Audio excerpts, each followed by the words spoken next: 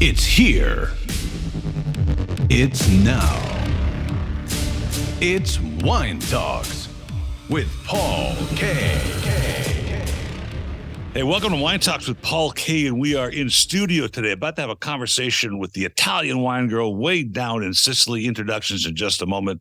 Wine Talks, of course, available on iHeartRadio, Pandora, Spotify, wherever you hang out for podcasting. Hey, I've got an interesting show. I just had a conversation with a master of wine, Nova Kadamet, easy for you to say. She is a master of wine who makes wine. And if you consider that there's only a few hundred master of wines that are women, and then that many less that actually make wine, it was a fascinating conversation. Up in Napa, have a listen to that. But not while we're here today. We're here to talk to the Italian wine girl, Laura Donadoni, the Italian wine girl. Welcome to the show. Thank you. Thank you for having me, Paul. When I look for guests, I look for different subjects.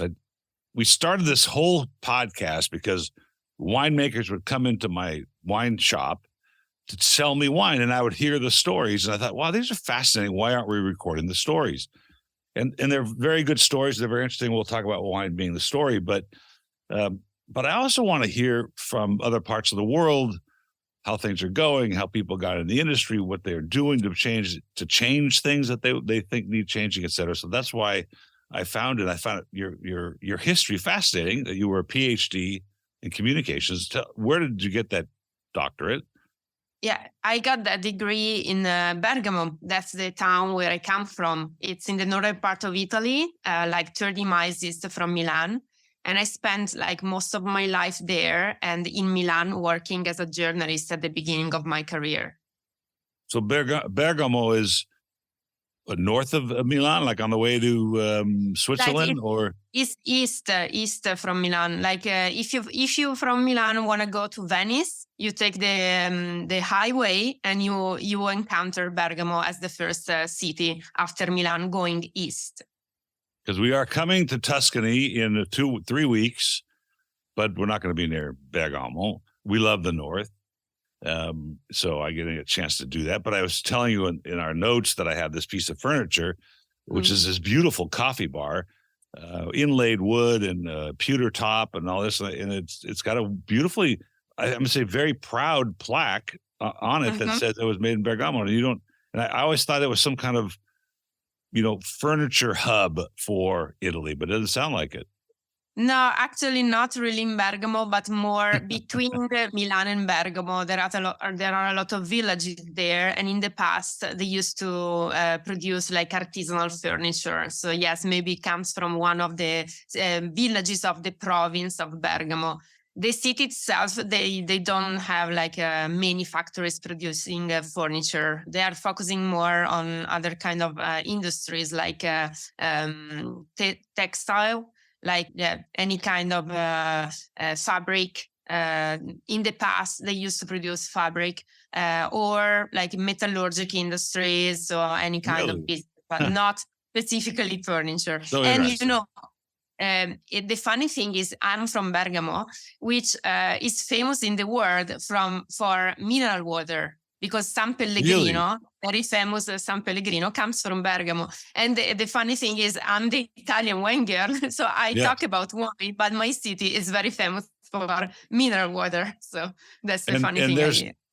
Now I had a client who turned to become a water sommelier.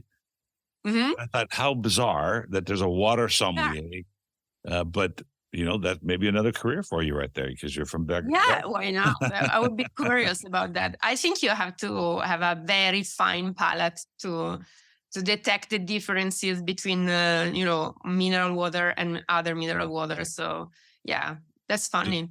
So is there any wine in Bergamo? I mean, I know that we've got Piemonte to the west, and you've got Verona and Venezia to the east. Exactly. In the middle, in that part of Italy, so I'm going to say the middle of the north. Mm-hmm. Is there a wine trade there? I know. Yeah, we are very close to the Franciacorta area. Franciacorta is in the province of Brescia, which is the other city you encounter going east, going toward Venice. And in Bergamo specifically, we have one of the smallest denomination of Italy, which is Moscato di Scanso.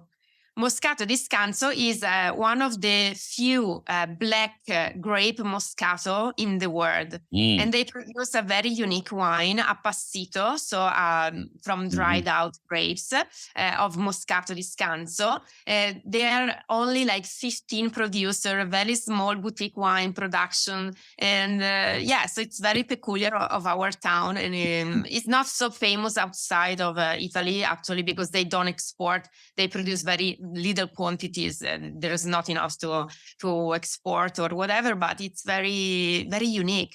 Yes. That sounds very unique. Is it a sparkling wine, and is it got a little sugar in it? Passito. Really? So it's more, I don't want to call it dessert wine, because I don't think that passito only goes with dessert. Right. I think you can pair it with so many, cheeses, for example. Also with oyster, for instance, some Sauterne or some passito wines are good with very strong seafood. But anyway, it's they produce like the small bottles, the 375 milliliters bottles, because it's from dried out grapes. So it's not a everyday wine or something you can open just with a lunch every day. It's a special wine for special occasion.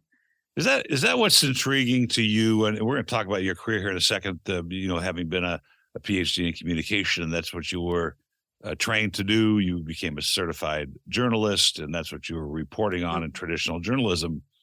And you switched to wine. I want you to tell me that story here. But isn't that what's fascinating about particularly the Italian wine world, is that these unique, small appellations, bizarre number of varietals that are grown in Italy that some are just being found again. Is this intriguing to you? Yeah, that's what fascinated me about wine, that there is always a story to discover.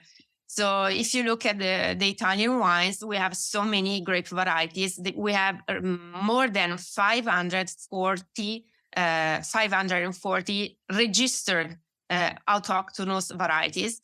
So if you want to go and discover the story behind these more than 500 varieties, you will find even more than what is written. Because if you go on the field, if you go visiting the regions, the denomination, the villages, you will find the oral stories. So what people tell from generation to generation as the story of that particular grape or that particular denomination. So it's a never-ending learning experience for me to study Italian wine and to talk about it. So my journalistic approach, let's say, was enhanced by choosing wine as a specific field for my job, for communicating. And I do that by writing, of course. That's my first love, by telling stories through podcasts, as you do, by also video, documentaries. So any kind of communication, any kind of way I can spread the Italian wine stories is actually very fun to me, and a never-ending discovering, actually. So I started as a classic journalist, let's say, with a PhD in communication, and I took the bar, I don't know how to call it, because you have the bar association for lawyers. Sure. And in Italy, we do have a sort of bar association also for journalists.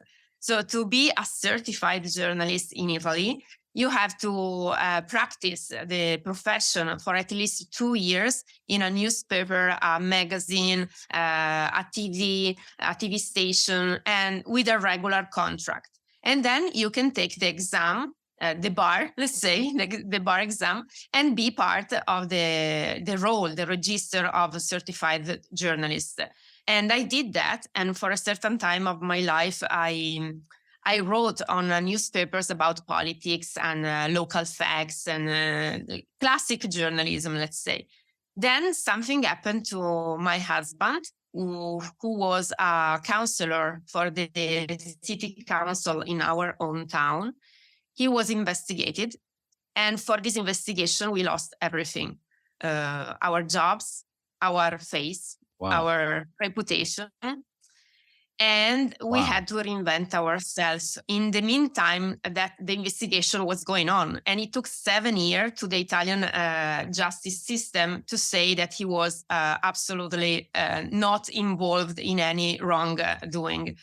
So in those 7 years, we had to reinvent ourselves. So we decided to leave Italy and to go to the United States. And he became a helicopter pilot. And he opened a flight academy in San Diego.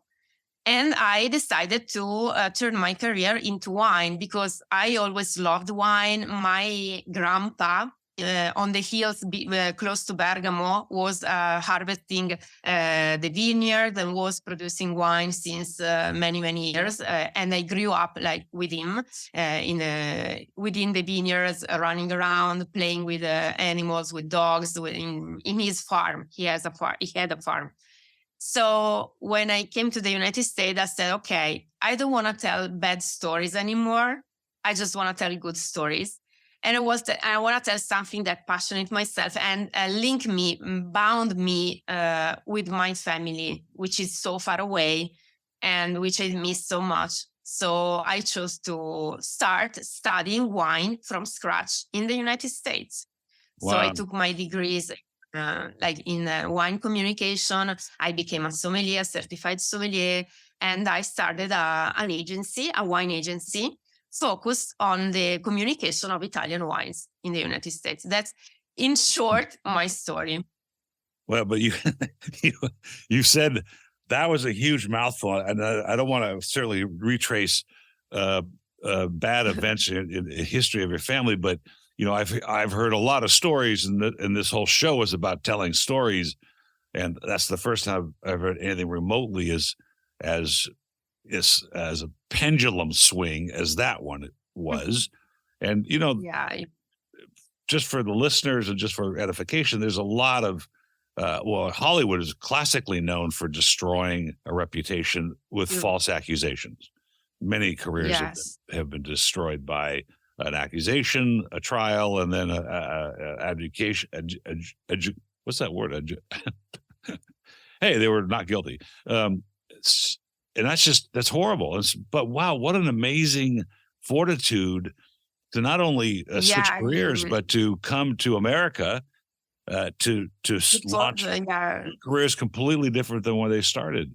And so that's currently what's happening. You're a United States citizen now, and you communicate on wine, and your husband is in San Diego. For us, America was really our safe place, and the place that gave us a second chance. It's the true American dream. We actually experienced the American dream because we came to the United States with no expectation, with no, let's say, help from anyone, because we didn't got like family there or friends who could help us at the beginning, starting again. So we just started from scratch, really. Wow. And we are the living testimony that you can do that from scratch in a place, in a country that gives you opportunity if you want to hard work, if you want to really roll your shirt up and your sleeves up and do something. And my husband opened a flight academy and repaid his debt because we had to, of course, ask for money to start a business, and he paid back his debt, and now he opened another flight academy. So his business is very successful, and I was able to to start from scratch in a field that was not known for me because.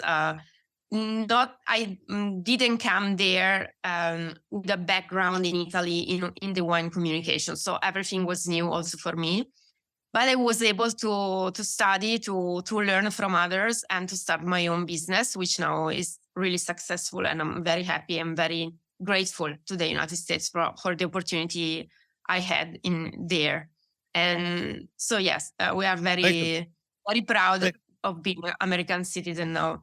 And my story, actually, I published a book in Italy. My first book in Italy tells my own story. And I translated that into English, so you can read like more extensively what happened to me and my husband in my first book, which is called How Wine Can Change Lives. And you can find it on Amazon. And the first chapter of that book tells my story. And then there are other 6 stories of people in the wine business, Italian people in the wine business, who changed their life through wine. So similar story to my story, but in a different location and different people, wine producers from Italy. I'm so inspired that you said that, and thank you for bringing the name of the book up because I want to read it. But I'm from my family. We're all immigrants. All 4 of my grandparents came from Turkey with nothing, fled the genocide. My father came from Cairo with nothing. Basically, became a pharmacist and started this company. Actually, my company. So I find that very inspiring and very refreshing because I think a lot of Americans are complacent in that all the opportunities are gone and all these things are maybe fake. Maybe there's no real stories. Maybe there's no reality to the idea that you can bootstrap your way to some level of living that is, better than it was. And I think that's fascinating. I think it's inspiring to hear this, and then to use wine, because wine is a very difficult business. It's hard to make money selling wine or making wine. But it sounds like you've landed on this idea of presenting to the Americans and the world the idea of Italian wines and educating. So what does the Italian wine girl do daily? What does she do to present her stories and to tell about Italian wine?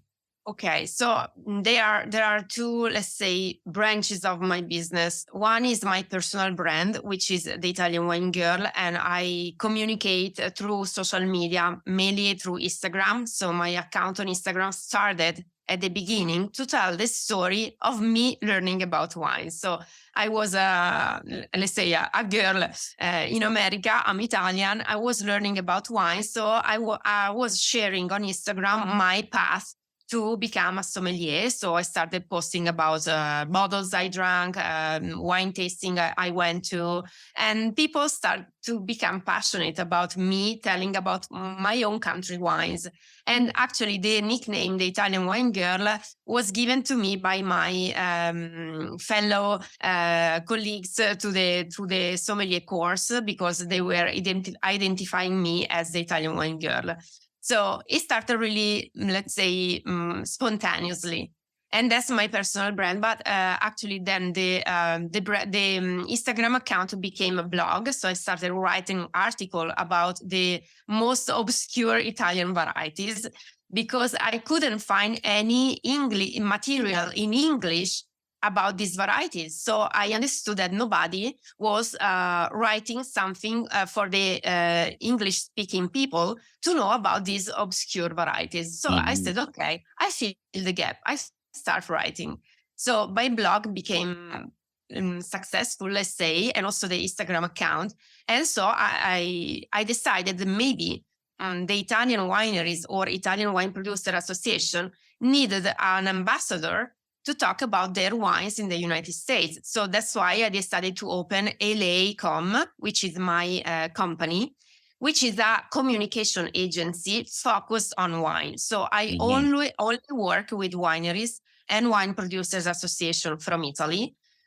I speak Italian and English, so I can deal with them easily because we speak the same language. And then I can teach to Americans about Italian wines with this authentic accent. So, it helps sometimes being Italian, because people listen to me with another, let's say, attitude, because, I'm from there. I experienced the places. I went there. I visited in person the wineries. I knew in person the producers. So what I'm telling you is an authentic story. And you can tell also from my origin and my accent. And I do that through wine seminars or wine classes that I do. Maybe I organize together with the Wine Producer Association in some location. We decide together, or participating to wine festivals sometimes, or working with the importers. because Italian importers benefit a lot of some person like me, an ambassador, or my collaborators. I do have, of course, people working with me. They benefit a lot because we go with them in restaurants or in wine shops to do live wine tasting, and we invite people, or we teach to the reps, the representative, to how to sell, let's say, how to tell the story of this particular winery or grapes variety. So I do a variety, let's say, of activities, but always with the aim in mind to promote Italian wines, basically. Let me stop you there for a second. This is important because the listeners they're going to, well, what does that mean? I mean, what do you mean she educates me? What do you mean the story? What is she trying to do? And I was under the impression there's something like 2,000 indigenous Italian varietals. And so how do you peel that back? How do you tell the consumer this is something unique? Like, for instance, I told a story the other day that one of my first jobs when I got hired here by my father, literally hired, he was paying me by the hour, was to find an Orvieto. And this is 1988. Okay, so you can imagine how many Orvietos were in America in 1988. So the point I'm making is I don't see much Orvieto right now. I hardly see any of it. In fact, I had to go back in my database. It's probably been 5 to 7 years, and I taste every week for 8 hours to have tasted an Orvieto. So how do you, as the Italian wine girl, get to the consumer and say, look, Italian wines are complicated. And there's a lot of them, and the regions are fascinating, and the soils are different, all the things that go along with understanding wine. But how are we telling the American public these unique varietals exist and you should try them? Yeah, it's overwhelming. It can be overwhelming because sometimes it's confusing. Approaching Italian wines can be confusing because of the grape varieties and the denomination. Because sometimes the grape varieties don't match the denomination because we name the wines after places. So we have so many DOC, DOCG, IGT, and so let's define that. Let's define DOC, DOCG. Okay, DOC is the let's say the appellation we have in Italy. They are organized in a sort of pyramid. So we have at the very top of the pyramid, so the most, let's say, quality wines. We can simplify like that, but it's not really said that they are by the region better than other. Let's say the top quality wines are called DOCG, which means from origin, controlled and guaranteed origin, DOCG. Then we have the DOC, which means like only controlled origin, not guaranteed, but controlled origin. And then the IGT, which are the geographical typical indication wines. It doesn't mean that if you have a wine which is low in the pyramid is not a quality wine, or is not very good, because sometimes you can find very good wines with a very high price for quality value in the lower part of the pyramid. But to have a DOCG seal on the label, the winery undergoes to a long series of regulation controls and strict rules applied to yields, to the way of vinification, to the number, the kind of grape you can use to do that wine. So in order to, let's say, protect the typicity of that very kind of wine. So that's what the appellation means in Italy. So anyway, there are a lot of DOCG, DOC, and IGT to learn, and a lot of grape varieties. So what do I do? Basically, I start from what Americans knows. So if, for instance, a consumer like Sauvignon Blanc, I can identify in the panorama of Italian wines which grape varieties are very similar as a sensorial profile to that wine, and start from there. Start from a wine that surely you will love. I give you, 5 names of wines similar to Sauvignon Blanc, but from indigenous Italian varieties. So you can start learning that. And then I go on with the red wine, and then I go on with the rosé, and then usually they become curious about the Italian wines, and they want to discover more. But I don't start teaching like in the sommelier school, like all the list of the OCG, all the list of grape varieties, because it's really overwhelming and it's not useful to the consumer, because the consumer doesn't have to learn by heart all this kind of stuff. They just need to understand what they can like in Italy. What is the Italian wine like? That's an interesting approach. It's a very important approach, particularly for consumers who don't get to taste thousands of wines as I have or you have, and to start to just, I mean, by pure volume, you'll get to understand the varietal characters eventually from the different districts. But you don't get to do that as a consumer. You have to buy a wine and it costs money, or you go to an expensive tasting and it costs money. And here you are picking a profile, let's say, like you said, Sauvignon Blanc, and then you go through the list of regions and varietals in Italy, and you say this is light like this has got the grass character, this is, you know, the different things you look for. And what's the reason I had a career in this whole industry was, yeah, that's great, but then how do you find the good ones that do represent a Sicilian Inzolia or something like that properly represent it? Because you don't know. And I always fall back on the story. You know, what is the story? What is the history? How can I get a relationship with this wine? Not just because it tastes like something, but isn't it more memorable to know the story, to hear from the people like you are? That's the second step, like to select specific wines that have a story to tell, because that's the only way to learn about authentic Italian wines. And so not like commercial big industry wines that are produced like to fulfill a trend, a request from the market, but they have a history behind, and they have people behind the label. Every time I organize some wine association event in the US, and I tend to bring the producer in the US because I want people to meet the producer. I'm always happy when people like want to the producer to to sign the label of the wines, because it means they understood that behind the label there is a person, and they want to bring that memory home. And that's the biggest achievement for me, because it means that that person doesn't like bring home like some knowledge or a good wine to drink, but a memory. And that's the best thing I can do. And that's why I do my job in this way, like involving always the producers in my wine tasting. One of the wines that was on the shelf when I came to my father's company was the Pio Cesare Barbera d'Asti. And I had the nephew of Pio Cesare came to the office a few weeks ago. And I went in the archives of my dad's newsletters and found the article of the 1981 Barbera. The story turns out that Cesare had only been in America since 1977. And so this quite possibly been the first thing they ever brought here. Wow.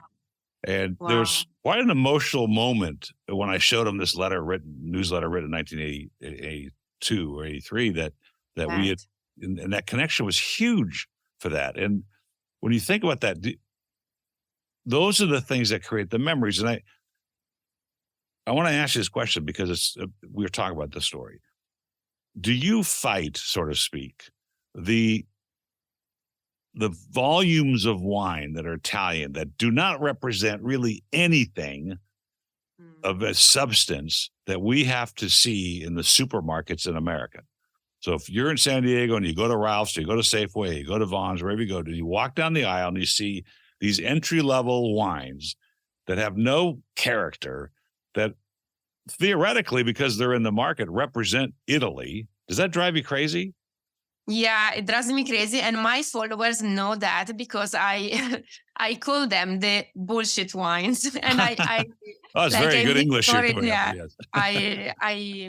I used to make stories on my Instagram account about this bullshit wine, like spotting out what I think is a bullshit wine, because on the label there is maybe written bottled in Italy, but maybe that wine was produced, I don't know, in bulk in Sicily, and then in silos was brought to the very northern part of Italy, and then it was bottled there, and then it was shipped to Spain, and then from Spain to the. So you can easily identify from the label which are the, let's call them like this, the bullshit wines. So the wines that are marketed as Italian, but they have nothing to do with the artisanal craftsmanship, the Italian way of making wine, the traditional Italian way of making wine. And that drives me crazy, because when I see that in huge, supermarket, there are so many of these kind of wines, very cheap, and people buy that, and maybe they think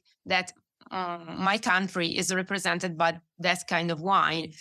I feel so bad, and I feel that my job is meaningless sometimes when I see that people appreciate this kind of wines. Your English. Your English is doing very well. Bullshit wine. I like that. It's very. Yeah, really. It drives me crazy. It makes me. It hurts. It hurts. But then after a while, I just realized that maybe my job is even more, necessary, because I would love to convince people that for $2 more, $2 more, they can try a proper wine, because sometimes the difference in price between these bullshit wines and a good wine, an honest good wine, is not that much. So drink less and drink better. That's always what I say. So I should say drink better. Forget the drink less part. So you used a great term that I've been using a lot lately, and that's honest glass of wine. And there's a huge problem with consumerism in America. There's a crazy post-COVID world that it's very hard for people to understand on our side, the people that sell wine. And part of it is because consumerism was different during COVID, and that's going to change. The other part is the direct-to-consumer world of wine, where we buy wine on the internet and have it shipped to our homes, has been plagued with what you're saying, these bullshit wines. There are companies that focused on buying these bulk wines that moved around the world, that are in giant tanks, that land in America. It's cheaper on a tax basis to bottle them here than it is somewhere else, and not ship the glass. And they put it in a nice looking bottle and a nice label, and then the people get it, and they're not impressed. No one can be impressed by these wines, but they're cheap enough. So yeah, it's okay for $5, or it's okay for $8 or $10, whatever the number is. And so I don't feel like I got ripped off, but I'm not going to do it again. And so now they might go to the store and see something that resembles one of the wines they received. And, they're like, I'm not going to buy this. When you and I know that a wine with a story, a wine with a little history, the wine where the winemaker is attempting to display his or her terroir, his or her grapes. And there are a lot of inexpensive wines that represent that, right? That's what we're saying. Exactly. Especially Italian wines. They have a good money for value. Definitely. I mean, you can really find something that it's really properly made and artisanal made for very cheap prices. It's not a matter of price. It's a matter that you have to be curious enough to know about that wine. I always say, read the labels. If on the label there are no information or very few information, probably that wine has no story to tell.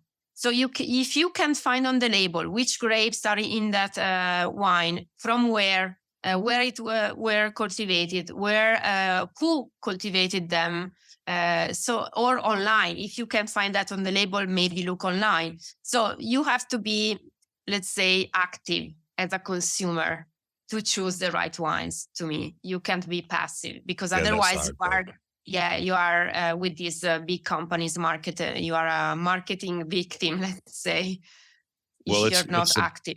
It is a problem, and I think you're saying it right in that, so much of the story is not just like, not every winery has this magnanimous history that goes back thousands of years, but there's certainly stories around the education of the winemaker, the education of the people that process the wine, the terroir itself, and that winemaker, he or she is trying to evoke from the land something that represents, what's in your glass and what's coming from your district.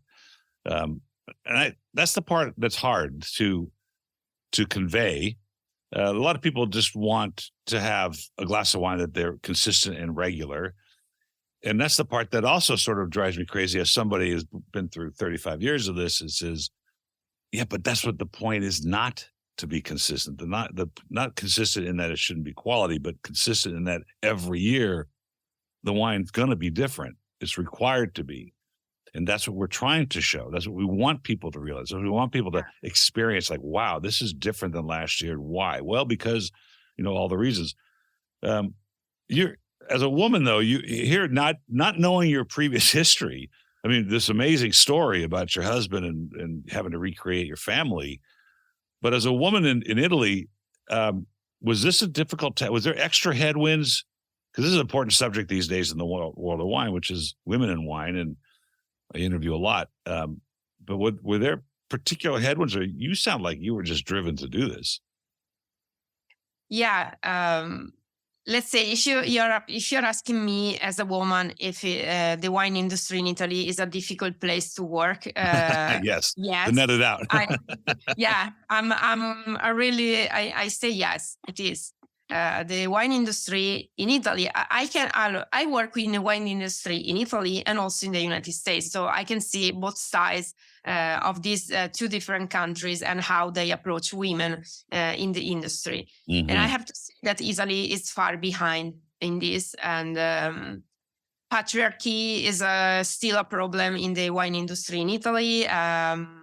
We have a lot of debate in these last months about this gender gap and discrimination between men and women in the industry.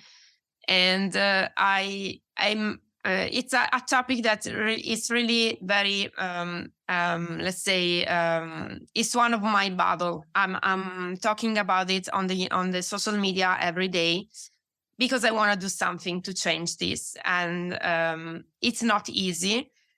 What I propose, I'm trying now to convince the institution to set up a course, anti-sexism course, to teach to the workers how to behave with female colleagues and women in the wine industry, because we have still a problem of prevarication, of bad jokes about women, of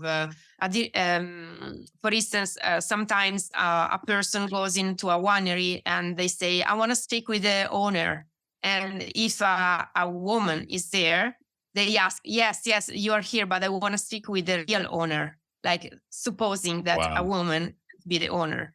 Right. Or there are only 10% of the enologists in Italy are female. 10%. Why do you think that is? Let's go back to the beginning. Do you think it was just the good old Italian boys getting together and enjoying a glass of wine and creating this industry and saying, look, or just the general patriarchal bent on society in Italy? I mean, France is like that as well. I think they are both. The wine industry is a very traditional industry in Italy. So it was started by men back in the days, and still now in the industry, there are a lot of men that got it by generation. So they are still like anchored to, let's say, ancient attitude of thinking that women should stay home and should not work at all. In the south part of it, a data like struck me the other day that more than half of Italian women, they don't have a bank account. Wow. So they don't have Today. their own You're talking about 2023. Today. Yeah. Wow. So that means they have a bank account together with their husband, so their husband can watch, let's say, control their finances. or they don't have at all a bank account. So that means that a lot of women in Italy, they don't work. They haven't worked ever in their life. It's the opposite for me. I don't have a bank account. My wife runs on it. Okay, that would be weird in Italy if you were Italian.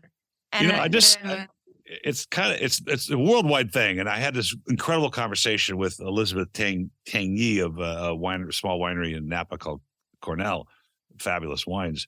And her attitude was, and so I'm not sure that these are opposing thoughts. I think that they work together, but one is a destination.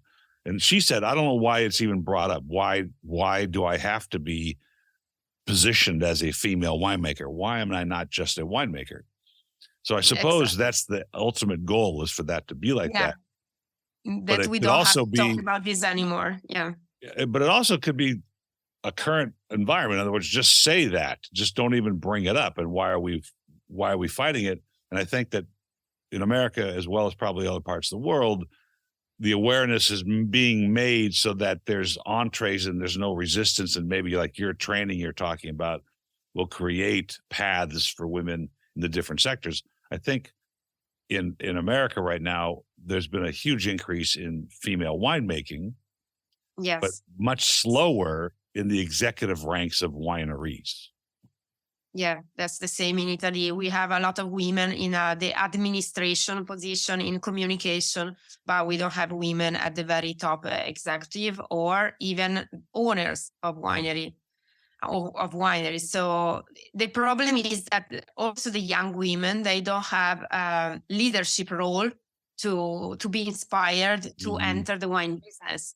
So what I'm working on this year is my third book in Italian, which will be published in October, which the topic is really the women in wine and how to, invent your career in the wine business as a woman in 2023 in Italy. So hopefully I want to inspire women to take the lead in this business and to, let's say, not to be afraid of discrimination that still happens every day. Every day, women write me on social media, oh, this happened to me. A person tried to touch me while we were during a work appointment. I was selling wine and he was trying to, hit on me or any kind of prevarication happens every day. So we have to, let's say, on one side, educate male or even women, female,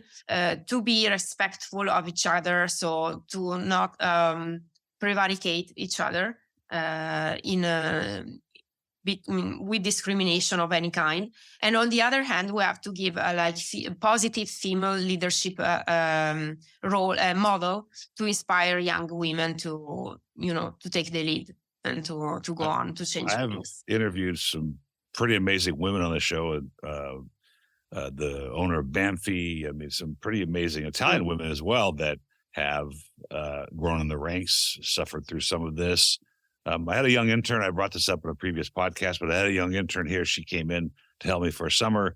Her job was to strictly write the talking points of shows like this one. And she got inspired by these roles, like you're saying, that these people and what they went through to get where they're at.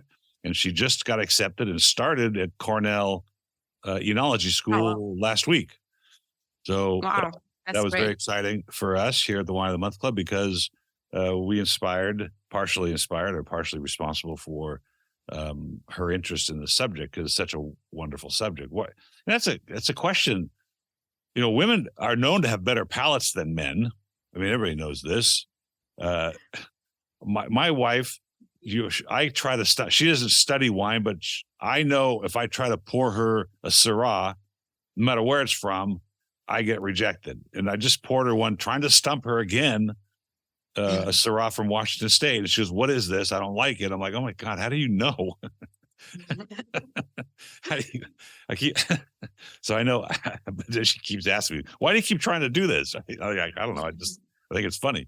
Well, I think that's very noble for you to approach this and to get to it. And I hope that the objective is much like Elizabeth's comment, which is to where that's not even brought up, where it's not even an issue anymore, and that it's the playing field is equal. You know, yeah, changing. I'm hopeful about this. Something is changing. We are in time of changement. In these years, there are a lot of changement about the discrimination and the gender gap. So I'm very hopeful that it will get better. A lot of the, particularly French, because I see a lot of French brokers here, but Italians as well. A lot of young women have left their home countries to pursue wine in America. And it's very interesting to me because they all have even though they're all personalities and they're all different parts of France, let's just focus on France for a second, that they've got an objective. They've got a demeanor. They've got an outlook. If I speak French with them, they want to speak English. They escaped this patriarchal part of the industry from where they're from to come to America to pursue a career in the same industry. And it took me a little while to figure this out, that this personality trait, much like yours are, very dominant and very, very persistent, and I'm going to do what I'm going to do and get it done, and do the things I have to do to get it done. I find that fascinating and very noble and very inspiring. Yeah. I think so much of our lives, as at least at my age, is now more to help inspire people to do what they think they can do. You are doing that with your podcast, bringing stories to people. That's the best way. So thank you. We have to thank you. I appreciate that. Thank you. I want to go back to Italian wines for a second. So you're the Italian wine. Okay. And so, and we were talking about this little island off of Tuscany that makes this particular grape that's very interesting. I'm not going to ask you to take a position on Tuscany versus Piemonte versus Sicily. But let's talk about Sicily for a second, since you're there right now. Absolutely inspiring wines that are coming from Sicily. This Mediterranean sort of salinity to the wines that just gives that extra dimension to the character of the wines. Yes. Is Sicily becoming popular in the world of wine in America, or is it still sort of people trying to go, why would I get a wine from Sicily? No, it's becoming popular. The let's say, more and more quality wines are coming out from Sicily now.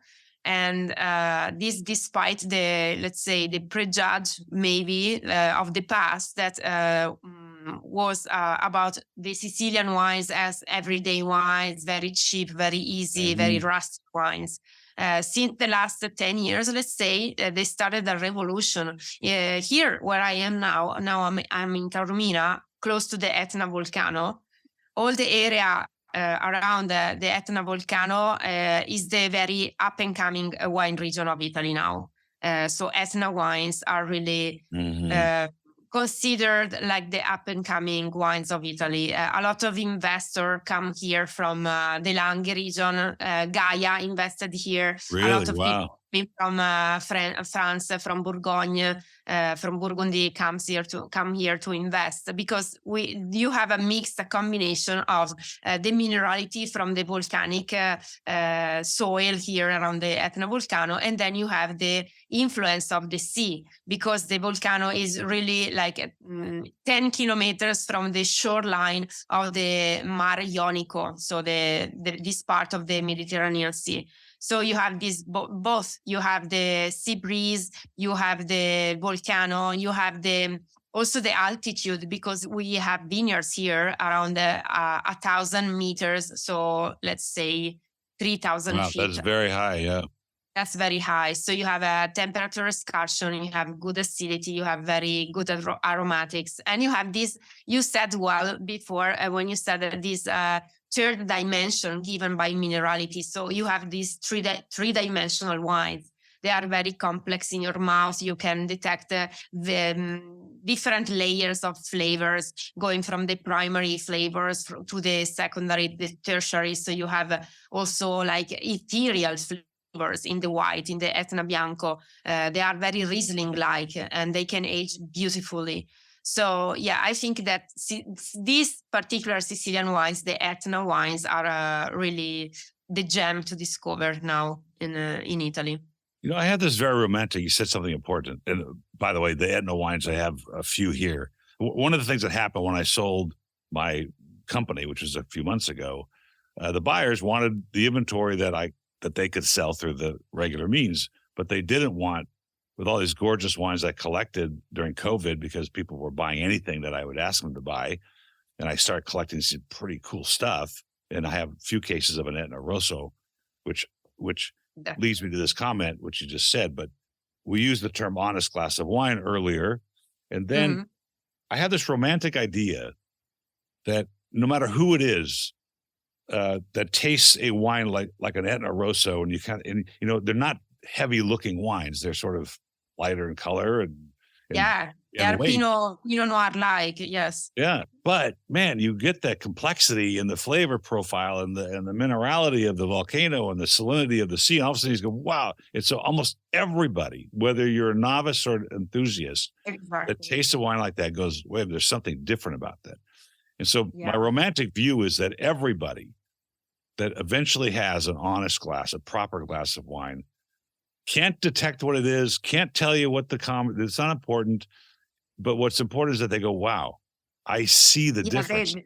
Exactly. They get that sense of, place, complexity, and like in front of a beautiful landscape, even if you don't know anything about that place, where it is, what it is, you see the beauty and you see, wow. And you say, wow, the same should be with an honest glass of wine. Yeah, I agree. I love that. And for the listeners, Etna's this unbelievably complex, if they're properly made, a glass of wine that's fascinating. Last night, my son-in-law and my daughter are in town from New York, and they're wine enthusiasts. New York is big on biodynamic, organic, this quote unquote natural wines, and he's very good at what we taste. And so I opened a bottle of wine. I'm not going to say what it is, not throwing it into the bus. Very, very famous Napa Valley maker. I mean, like one of the top well-known wines, which in my opinion, in general, the Cabernet Sauvignon is just that. It's just a Napa Valley opulent, undescript thing. But they also make a Petit Syrah from another part of California. And Petit Syrah should be aggressively acidic, and it should have all these blackberry and all kinds of character. And it tasted like the Cabernet in the sense of the structure of the wine was exactly what their mainstream Cabernet was. And we both didn't drink it. And it wasn't cheap. It's not inexpensive, but we just were so uninterested. I mean, there was nothing wrong with the wine. The flavor profile was just what it expected to be as far as the winery is concerned. There were no flaws in it. There was no chemicals in it. Yeah, but the wine didn't speak to you. Yeah, it spoke to me as like, oh my God, they did wasn't this again. Speaking to you. I understand. So when you do your seminars, your classes, and your the Italian wine girl thing, does that enthuse you when you get this moment like, wow, somebody just got it? Yeah. Oh my God, that's the best moment of the class. You see, I like to watch people tasting at my wine classing and to really look at them and at their eyes. Because with their eyes, the minute they put their nose in the glass, something happened in those eyes. If something happens, you can see and you can say that the magic of wine worked or not. So that's the really the best moment when I realize, okay, I picked the right wines to make these people fall in love with this region, with this country, with this producer. But sometimes it doesn't happen because that's also the magic of wine. Each bottle is different. So maybe you think that particular wine can speak to everybody, but then you realize that maybe it's not the case because it depends also of the moment. Like the moment you open that bottle of wine, where are you? With who you are in that very moment? So. And that's what is fascinating about wine, if you think about it, because it doesn't happen with any other beverage. It happens only with wine. That very moment you open it, because it's alive. Wine is alive. So it depends on the oxygen it takes in when you open it. It depends on how the bottle was transported. It depends on your mood, your attitude approaching that wine. And so everybody can have a different experience, a different memory of that wine. So I like to, let's say, introduce people to wine, but then I like that they have their personal experience and their personal moment with that wine. This is so inspiring. There's nothing wrong or right in telling what you smell in the wine glass. That's the other thing of we sommeliers. Sometimes we tend to be snobby and we tend to say, "Oh, we smell this strawberry and quince and Asian pears," and we call all the strangest things in the glass, and people get intimidated and they say, "Oh, so it's better I shut up because I can smell anything." But it's not a matter of showing up or what we can detect in the glass. It's a matter of experience. So I don't conduct classes like that. I always I'm so inspired. There's two inspirations just now that you gave me. One is I'm like thinking about what am I going to drink tonight? Because I know what I took to the house where my kids are, and I have Spanish wine, I have some Bordeaux, I have some Burgundy. I'm going to have to grab a bottle of this Etna because I know he'll love it. But isn't that inspiring when you start thinking about, wow, what character am I looking for? And now we're fortunate we get to do that. Not everybody gets to do that. But you said something very important that I've been trying to preach. And I think, and I put it a different way, and I say that the industry itself propagates the aristocracy and the snobbery of wine. It does that automatically because we do swirl and snip, and we do throw out these adjectives, and we do have some, and actually somebody does it enough like we do, there's a commonality to it. There's a structure to what you say. But that does drive people away because they're going to go, I don't get it. I don't feel it. I don't sense it. Now, they don't feel enough. So they don't feel they can do what we do. So they get distanced by all this word of sommelier, I think. So there's the show, which is now, and I've plugged the show on this show a few times because it was so inspiring, which was Drops of God. Have you seen this on Apple TV? Oh, I haven't seen that. I heard about it, but I haven't seen. So it's really great. You just need to watch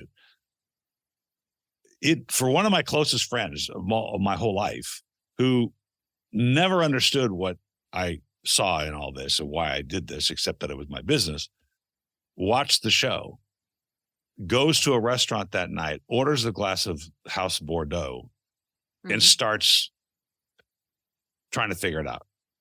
And I'm like, what happened to you? He goes, well, I was inspired by the stories. The movie or the show Drops of God is about the stories. You know, there's the snobbery in it too, but it's about the stories. And I think that the more you tell your stories, the more you bring to light that glass of wine isn't just 14% alcohol and, 95% water, 85% water. It's not alcohol. It's everything but a beverage. That's what they say. Wine is everything but a beverage. I love that. Everything but a beverage. That's a good one. This has been, we're already at 55 minutes, which is. Yes, it's almost an hour we're chatting. We have more to talk about. Can we do it again? When do you come back to San Diego? Probably in the fall after my book comes out here in Italy. So in November, probably. And the name of the book that's been translated to English again that you get on Amazon is? It's How Wine Can Change Lives. Yeah. Wow. That's a powerful title. I hope you like it. I will send you a copy if you send me. I'll get it. Don't worry about it. Well, we're here in Southern California. I would love to do this live. I have a beautiful studio here in LA. Great. And we'll do maybe more regional wine discussions, maybe help clear up for the listeners the Piemonte, the Tuscanys, the Friuli. Yeah, why not? I would love to. Cheers, and thank you for the time. All right, cheers. Cin cin, we say salute. See you soon. Ciao.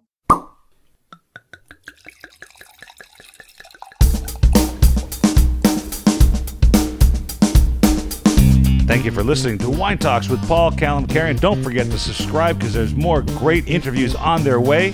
Folks, have a great time out there in the wine world. Cheers.